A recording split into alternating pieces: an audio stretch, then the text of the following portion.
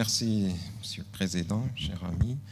Je remercie le CF Hillel qui m'a posé cette question. Mais c'est une question piège parce que c'est la casse-tête. Vous avez tous reçu dans votre pratique quotidienne, dans vos cabinets, des enfants qui souffrent des douleurs abdominales chroniques et on essaie de rattacher ça à une cause mévaine. La question qu'on s'est posée, douleur abdominale chronique chez l'enfant, qu'on s'inquiétait. Il y a deux façons de répondre. Qu'on s'inquiétait, donc de façon globale, je peux dire qu'il faut tout le temps s'inquiéter. Parce que quand même, c'est une situation qui inquiète les parents, tout d'abord, et les médecins. Ces médecins qui doivent se poser la deuxième question, la deuxième situation, c'est-à-dire on essaye de poser un bon diagnostic. Parce que quand on pose un bon diagnostic de ces situations, on est tranquille et on peut convaincre les parents et c'est une chose qui n'est pas toujours facile. Les douleurs abdominales chroniques, c'est un motif de consultation assez fréquent dans la pratique quotidienne. Ils inquiètent les parents et ça pose un problème aux praticiens parce qu'ils cherchent toujours à trouver une cause organique. Et là se pose le problème de l'utilisation des examens complémentaires. Et ça engendre un nomadisme médical, le changement de pédiatre. On fait des bilans et on refait des bilans, des imageries pour poser le diagnostic. La prise en charge de l'enfant et de la famille doit être globale. C'est très important. Donc, j'ai parlé de diagnostic précis pour améliorer la qualité de vie de ces enfants et de ses parents. Quelques mots sur la terminologie.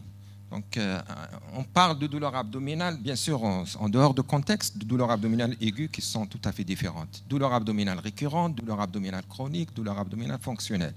Les anciens articles, on parle souvent des douleurs abdominales récurrentes. On va voir même la définition Princeps, c'était les douleurs abdominales récurrentes. Actuellement, on englobe tout ça dans la terminologie, les douleurs abdominales chroniques qui peuvent être constantes, c'est-à-dire continues, récidivantes, récurrentes. Et il y a une grande partie des douleurs abdominales fonctionnelles qui est une entité particulière, donc que les critères de Rome définissent très bien. La première définition, donc, qui remonte à longtemps, c'est la définition de Apley. Il parlait de douleur abdominale récurrente quand il y a 3 épisodes douloureux suffisamment importants pour gêner l'activité de l'enfant dans une période d'au moins 3 mois. Actuellement, donc, on a abrégé cette durée, c'est juste 2 mois. Il ne faut pas attendre 3 mois. De toute façon, ce sont des douleurs abdominales qui sont là, qui gênent. Donc, au bout de 2 mois, donc, il faut penser à ces situations-là. Le risque de ces douleurs abdominales, surtout quand elles sont récurrentes, c'est de méconnaître une urgence. Donc, il faut toujours avoir un bon sens clinique, même chez un enfant qui souffre de ces douleurs abdominales chroniques récidivantes. Il faut être vigilant, donc il faut l'examiner, il faut bien l'interroger. Il peut s'agir, il a le droit de faire une appendicite, etc. Donc, le bon sens clinique, il est toujours important. Voilà, donc j'ai parlé de la définition de Apley, donc sur une série d'enfants, donc ça remonte déjà donc à 1957. Il a constaté ça touche essentiellement les enfants de 4 ans à 14 ans. C'est pourquoi, donc moins de 4 ans, donc on essaye de rechercher une étiologie. Et ça touche essentiellement les filles plus que les garçons.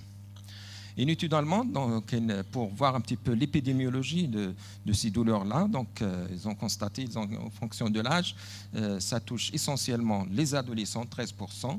C'est le 3e motif donc, douloureux après les céphalées et les douleurs locomotrices. 10% donc, chez l'enfant en âge scolaire. Et c'est le premier symptôme devant les céphalées. Et toujours, c'est les filles qui sont plus touchées que le garçon.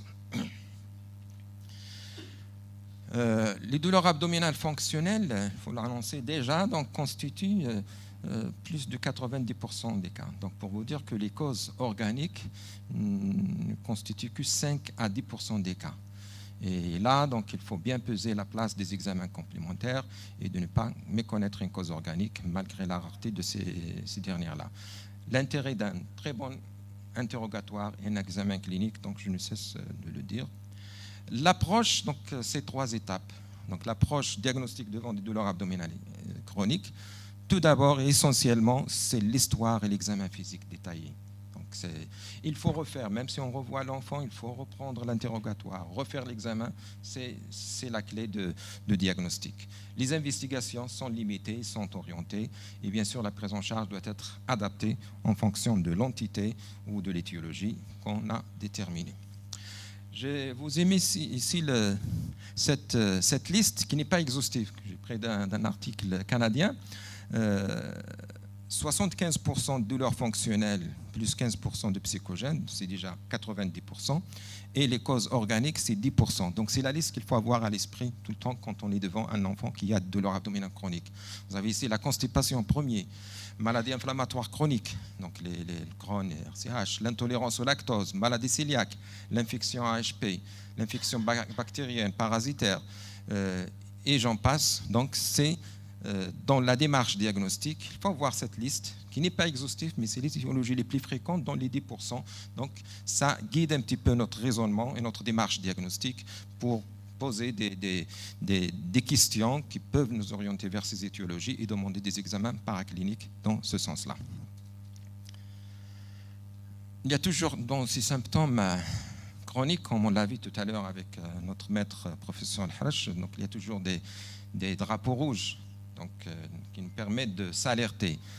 Quels sont les symptômes d'alarme devant une douleur abdominale chronique? Donc, à l'interrogatoire, on le sait, donc c'est juste des rappels, vous les savez. Donc, chaque fois que la douleur abdominale, il est loin de l'ombilique, parce que les douleurs fonctionnelles, surtout, c'est des douleurs périombilicales. Quand c'est loin, c'est-à-dire l'hypocondre droit ou la fosse iliaque droite, l'épigastre, c'est plutôt organique, il faut s'acharner à rechercher l'étiologie. Les vomissements répétitifs, l'association à troubles de transit, type de diarrhée chronique, rectorragie, constipation, donc c'est douleurs qui réveillent le patient la nuit, les symptômes généraux, la fièvre, l'anorexie, l'asthénie, et l'âge de l'enfant quand il est inférieur à 4 ans.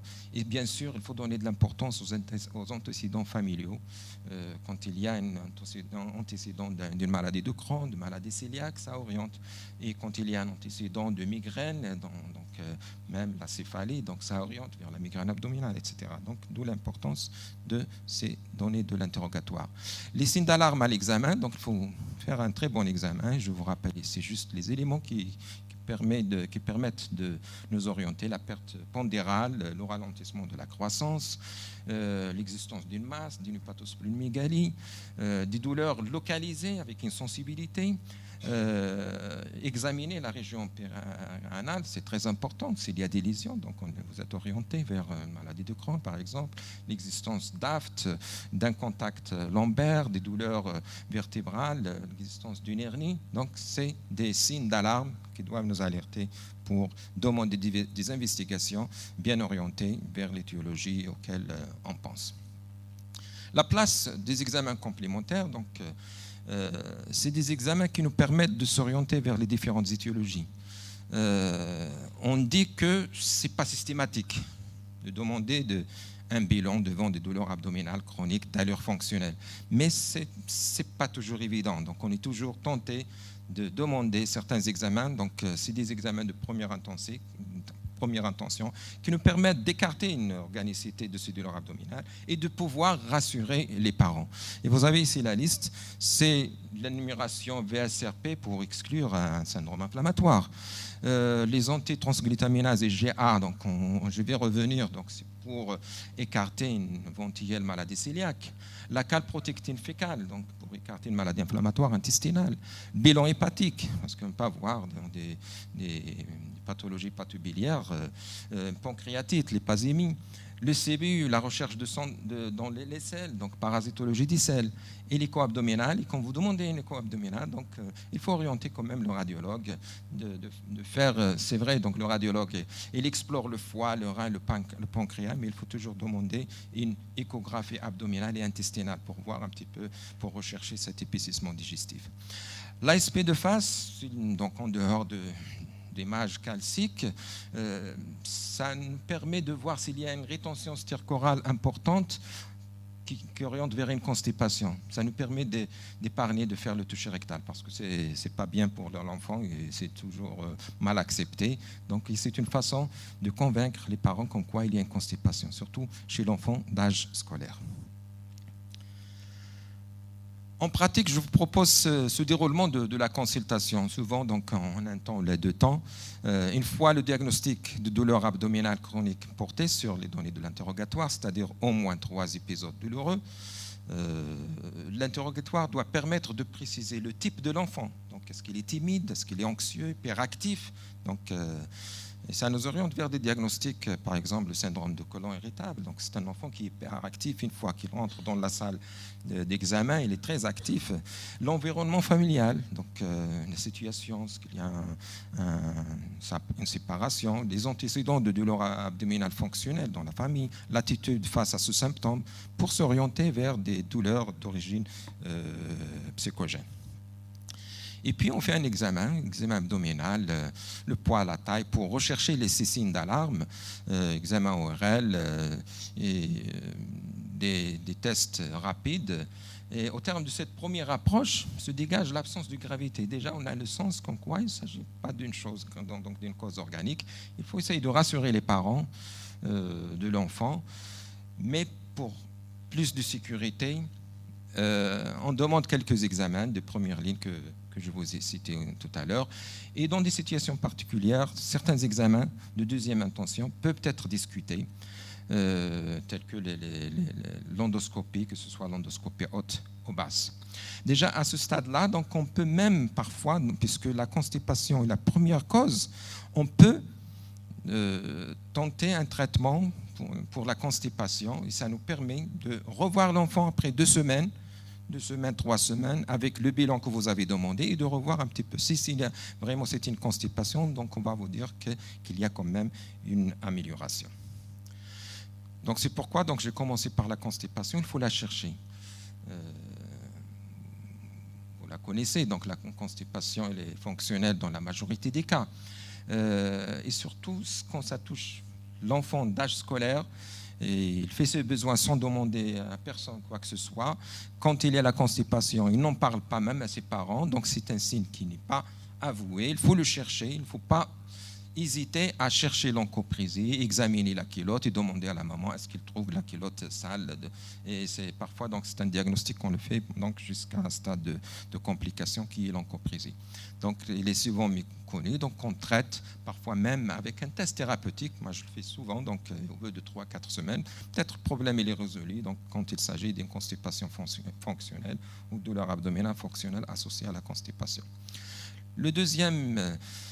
La deuxième situation, c'est le reflux, dont a parlé Mme Idrissi tout à l'heure. C'est dans ce cas-là, quand l'enfant arrive à s'exprimer, comme elle l'a très bien expliqué, on y pense. Et chez le petit, c'est très difficile. Et quand on veut expliquer ça, effectivement, les explorations, la pH-métrie, peut régler le problème, ou bien passer directement à l'endoscopie parce que la chose qu'on guette et qu'on craint, c'est l'œsophagite peptique. Et s'il y a des signes d'alarme, l'anémie, hémorragie digestive, etc., donc on est plus dans le reflux compliqué.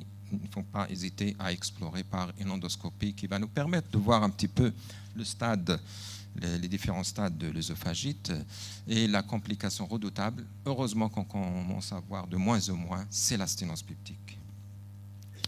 La dyspepsie non ulcéreuse, elle est très mal connue chez l'enfant. Il est évoqué devant des épigastralgies accompagnées d'éructations, de nausées, de vomissements. Il y a une relation chronologique entre les repas et le symptôme.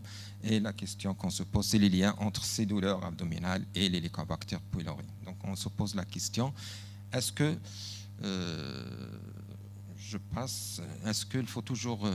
quand est-ce qu'il faut rechercher l'Helicobacter pylori devant une douleur abdominale récurrente? Est-ce que c'est justifié? Douleur abdominale récurrente ou bien chronique, quand il y a ces caractéristiques-là, douleur. C'est des douleurs localisées dans l'épigastre, invalidantes, rythmées par les repas, associées à un réveil nocturne, à des nausées, à des vomissements, avec plus ou moins altération de l'état général. Dans ce cas-là, il faut rechercher, il faut faire une endoscopie Donc on ne va pas rentrer dans le détail de la prise en charge de l'Helicobacter pylori. L'intérêt de l'endoscopie pour le diagnostic d'HP, c'est de voir un petit peu les conséquences de cet HP. Est-ce qu'il y a une gastrite associée, est-ce qu'il y a un ulcère, etc. Puisqu'on dispose actuellement des outils de diagnostic, par exemple l'antigène dans les selles, qui est très fiable. Sinon, donc, il y a d'autres gastrites de l'enfant en dehors de l'HP, bien que c'est rare par rapport à l'adulte, donc je passe. La maladie ulcéreuse, c'est une situation qui est rare. Le plus souvent, l'ulcère chez l'enfant se manifeste par une complication, par une hémorragie. Donc, s'il y a de douleur abdominale, souvent on est orienté par les caractéristiques de douleur. Donc, dans ce cas-là, il ne faut pas hésiter à faire une fibroscopie digestive haute pour le diagnostic. Quelle est la place des intolérances alimentaires dans les troubles fonctionnels de façon intestinale, de façon générale, et douleur abdominale chronique? Il faut y penser. Place de l'allergie alimentaire, place de l'intolérance surtout au lactose, fructose, la sensibilité au gluten, les FODMAP, c'est-à-dire les fermentables monosaccharides et polyols. Donc, c'est des sucres qui se trouvent dans la majorité des légumes. Donc, il faut voir s'il y a du lien. Et en pédiatrie, c'est plutôt l'intolérance au lactose qu'on voit au-delà de 4 ans, 5 ans. Et souvent, la maman vous rapporte cette notion. Quand il prend un verre de lait, il a une douleur abdominale, flatulence, émission de gaz. Et donc, on peut faire le diagnostic, le breast test, c'est le test respiratoire qui n'est pas disponible dans les centres, mais on peut faire un test thérapeutique, éliminer le lait, le remplacer par les fromages, les yaourts, quand il y a une amélioration. Donc, c'est le diagnostic, c'est clinique, et on peut dire qu'il y aura une tolérance avec l'âge. Les infections à Giardia intestinalis, souvent ces enfants ils sont traités par des antiparasitaires. Donc, le diagnostic n'est pas toujours évident. Donc, même devant une parasitologie des selles négative, ça n'écarte pas le diagnostic. Parfois, c'est le traitement par métronidazole qui permet de confirmer le diagnostic. Sinon, ça nous arrive de mettre en évidence la giardia par biopsie intestinale. L'autre hantise, c'est la maladie inflammatoire chronique de l'intestin. Elle peut se manifester par douleur abdominale. Ça touche, donc les MICI touchent 15 à 20% des sujets pédiatriques, puisque c'est la pathologie de Sjögren. Il évolue par poussée et rémission. Donc on est orienté quand il y a un retard statural associé et plus ou moins un retard pubertaire, s'il y a une diarrhée sanglante, l'association de la fièvre, des signes extradigestifs, des arthralgies, et ne pas oublier de rechercher les lésions anopérinéales qui orientent le diagnostic. Donc, je passe pour le diagnostic, bien sûr, c'est le bilan inflammatoire, les sérologies spécifiques et les imageries avec des biopsies qui permettraient de faire le diagnostic. Les pancréatites, donc l'intérêt de demander la lipasémie et l'échographie. Et dans le cadre de ces douleurs abdominales chroniques récidivantes, c'est plutôt les pancréatites héréditaires que la pancréatite aiguë, où c'est un tableau de douleur abdominale aiguë. Les causes hépatobiliaires, à ne pas oublier, donc une bonne échographie. Bien sûr, la liste des étiologies en dehors des causes digestives, donc les causes gynécologiques, urologiques, la maladie périodique, s'il y a une fièvre associée périodique, la drépanocytose et certaines situations rares, les intoxications, le saturnisme selon les régions et la porphyrie. Donc la liste n'est pas exhaustive. Diarrhée, plutôt douleur abdominale chronique et maladie cœliaque. Est-ce qu'il faut y penser? Oui, parce que ce travail-là, donc, il a essayé de voir un petit peu chez 100 enfants qui se sont présentés pour de l'abdominal chronique. Ils ont cherché la maladie cœliaque, ils l'ont trouvé chez un qui a une maladie assez poussée, donc marche 3B, et l'autre marche 0, donc presque 1%, 1 à 2%. Ça rejoint un petit peu la prévalence générale, mais c'est l'occasion de voir et de dépister la maladie cœliaque qui n'est pas rare. Donc, c'est vrai, la prévalence chez nous n'est pas connue, mais on estime ça à 1 pour 200, 1 pour 300. Une fois cette liste a été écartée, donc on rentre dans les douleurs abdominales fonctionnelles. Et là, on revient donc aux définitions et critères de Rome. On va voir donc il y a plusieurs critères donc avec le temps. Et c'est des critères qui sont très importants, donc il faut les avoir. C'est une fondation donc de gastro-hépatologues qui se réunit régulièrement avec des définitions des entités pour aider le clinicien dans sa pratique quotidienne. Donc l'élément essentiel de tout ça, c'est l'absence d'explication anatomique, infectieuse, métabolique ou néoplasique de ces douleurs abdominales avec des entités bien particulières, bien définies. Donc voilà, donc c'est de A jusqu'à H, de A jusqu'à donc pour la pédiatrie, c'est le G et le H. G, c'est pour le nourrisson et le H, c'est pour le grand enfant. Et vous avez ici les différents troubles fonctionnels intestinaux. Ce qui nous concerne ici, c'est la H2, où il y a des douleurs abdominales fonctionnelles. Il y a de la dyspepsie fonctionnelle avec des définitions bien précises. Le syndrome de côlon irritable, la migraine abdominale qui ressemble un petit peu à la migraine à la céphalie. Donc vous avez ici des critères, malheureusement on n'a pas le temps de détailler. C'est très important, ça existe et ça permet de résoudre le problème, d'expliquer et de chercher s'il y a une migraine céphalée chez la maman. Et ça donne des douleurs abdominales parfois très importantes avec une pâleur, donc ça inquiète les parents. Donc il faut savoir revenir à ces définitions-là et faire bien sûr un diagnostic différentiel pour résoudre le problème. Le dernier critère, c'est le Rome 4. Donc, qu'est-ce qu'il y a de nouveau? Donc, ils ont essayé de regrouper les deux critères pour mieux préciser les définitions. Ça, c'est une étude qui a permis de voir un petit peu, en reprenant les critères de Rome 4, des douleurs abdominales fonctionnelles, lesquelles sont les plus fréquentes. C'est les douleurs abdominales fonctionnelles non spécifiques, dans 70% des cas. Sinon, c'est la dyspepsie fonctionnelle dans presque des cas. La migraine abdominale, 4,5% des cas. Et le syndrome de l'intestin irritable dans 2,2% des cas. Les autres, c'est des syndromes en dehors de la douleur. Voilà, donc sans entrer dans la physiopathologie de ces douleurs fonctionnelles, c'est très complexe. Voilà, donc sans oublier cet axe intestin-cerveau et le rôle que joue le microbiote qui est très important. Donc, je passe. Les critères de Rome, donc on a dit, donc il y a critères 1, 2, 3, 4, c'est 2016, donc ils sont en train de travailler sur les critères de Rome 5. Ce qui a changé et ce qui n'a pas changé. C'est comme les smartphones, chaque fois, donc il y a un autre avec des options qui sont rajoutées. Donc, ce qui n'a pas changé, c'est l'anamnèse et l'examen physique. L'anamnèse et l'examen physique qui permet de résoudre le problème. Cet arbre décisionnel, il est très important dans la mesure où, donc je l'ai pris, c'est les recommandations suisses, et il insiste beaucoup sur la constipation. Donc, il faut la prendre en considération. Donc, quand il y a une constipation, donc il faut la traiter, de faire un test thérapeutique et de voir. Juste un clin d'œil sur les interventions thérapeutiques. C'est un travail qui a essayé de comparer les thérapeutiques avant la référence à un centre tertiaire et après. Vous voyez, donc avant, c'est ce qu'utilise tout le monde.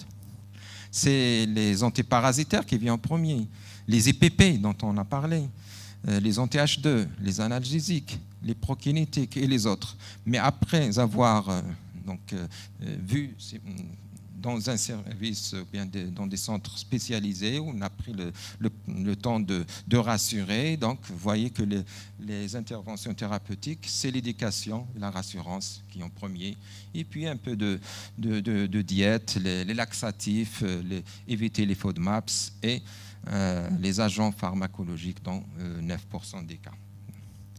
Voilà, donc je peux conclure avec ce terme-là, le bon sens clinique, qui pourrait résoudre un petit peu la situation qui n'est pas toujours facile. Voilà. Je vous remercie.